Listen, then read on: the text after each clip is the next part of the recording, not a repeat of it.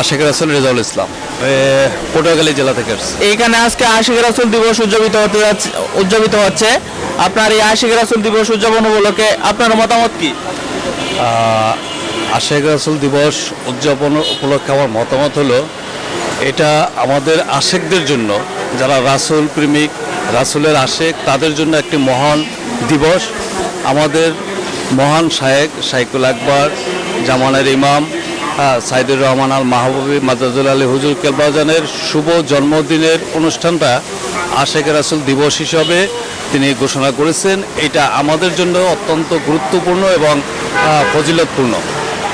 এই দিনে এখানে আসলে মানুষের অনেক ফজিলত লাভ হয়, তাদের বিপদ আপদ থেকে মুক্তি পায় এবং ঈমান, তার আখলাক চরিত্র পরিবর্তন হয়।